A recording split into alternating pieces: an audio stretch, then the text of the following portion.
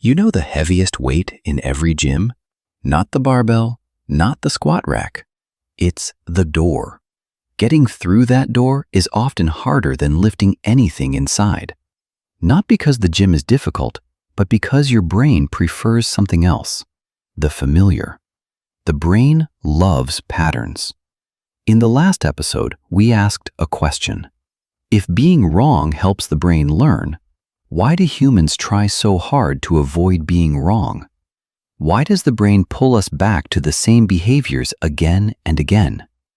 Before answering that question directly, we need to understand something fundamental. Why behavior patterns exist in the first place. Your brain runs patterns because it must predict the world efficiently, not analyze it from scratch. The human brain runs in two different modes. Of course, the real brain is much more complex than just two systems. But for now, this simple model helps us understand how habits form. One is the conscious mind. This is the part that pays attention, analyzes situations, and tries to find the best solution. It asks questions like, what is happening? What is the safest decision? What should I do next? This system relies heavily on the prefrontal cortex. But there is a problem. This type of thinking is slow, and it consumes a lot of energy. This system only steps in when predictions fail. Your brain is already the most energy-hungry organ in your body. If it had to analyze every detail of every moment, it would exhaust itself very quickly. Imagine looking at a tree. If your conscious mind had to examine every leaf separately, count them, measure them, analyze their color, your reaction time would become extremely slow. You would not be able to function in real time. And most of that effort would be unnecessary. So the brain has a second mode, the autopilot. The autopilot runs most of the time, roughly 90% of your day. Instead of analyzing everything from scratch, it uses past experience to make fast predictions. It assumes that what is happening now is probably similar to what happened a moment ago. So it fills in the details automatically. In other words, you are often not seeing the world exactly as it is. You are seeing what the autopilot predicts it to be, and it only corrects itself when those predictions break. The autopilot has one main job: run the prediction machine. It keeps the body moving, repeating familiar behaviors, and following established patterns. And it stays quiet most of the time. But it constantly watches for one thing: prediction errors. If something unexpected happens, something that does not match the prediction, the autopilot immediately alerts the conscious mind. That is when your attention suddenly turns on. That is when the conscious mind says, something is different, pay attention. This is why habits exist. Habits are not flaws in the brain. They are the autopilot's efficiency system. Without habits, every action in your day would require full attention. Walking, brushing your teeth, driving home, typing on a keyboard. Your conscious mind would quickly run out of energy. So habits are not the enemy. They are the reason the autopilot can function at all. Over time, the autopilot begins to collect small rules about the world. Habits form automatically over time. When we were children, we were curious about everything, and every new incident created a mental rule. Burning a finger, coming across a snake, or feeling safe with your parents.